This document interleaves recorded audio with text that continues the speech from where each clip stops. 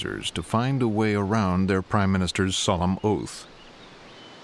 The only way was to let the Knesset make the decision and not him. Dayan and Weitzman started speaking up to Begin in Hebrew rather than in English, as they did in the past. I said we cannot go back empty-handed. We must find a compromise. Begin's colleagues concluded that the only way to persuade him that dismantling the settlements would not damage him politically was to get the settlers' champion on the phone. Prime Minister Begin, God rest his soul, told me there are problems over the Jewish settlements in the Sinai. He wanted to know where I stood. I answered in one sentence, I will support any decision you take.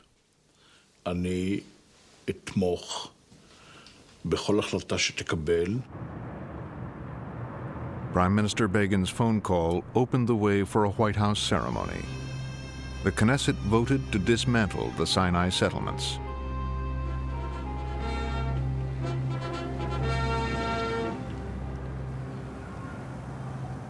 Egypt became the first Arab state to recognize Israel's right to exist. Israel gave back the Sinai. Let's have a handshake before we make... Sadat and Begin were awarded the Nobel Peace Prize. I'm so proud of both of you. God bless you. While we have the ceremony and the different speeches and the different signatures, we were listening to the Palestinians, which were outside, and was just shouting to remind us that the Palestinian problem have not been solved. The peace with Israel that Sadat concluded has lasted to this day. But many Arabs were enraged. 2 years later, at a military display in Cairo, Islamic extremists assassinated Anwar Sadat.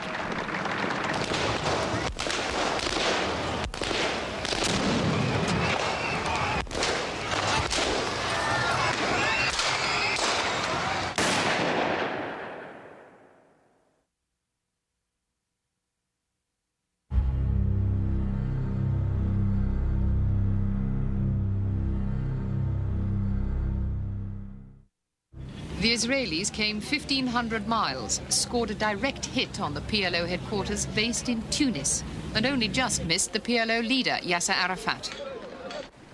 It was a revenge raid by the Israelis following last week's attack on an Israeli yacht in Cyprus. 3 people were killed by a PLO unit from Tunisia. As a matter of principle, it's our view that it is legitimate self-defense to respond appropriately to acts of terrorism.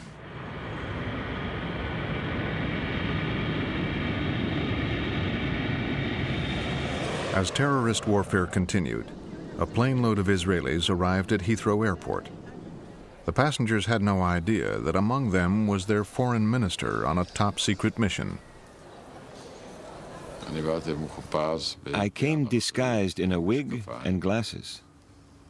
And when I got to passport control, he asked, "On holiday or business?" I didn't know what to say.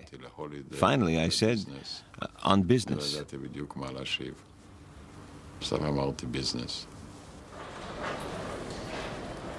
Shimon Peres wanted to extend the peace with Egypt to Jordan and the Palestinians.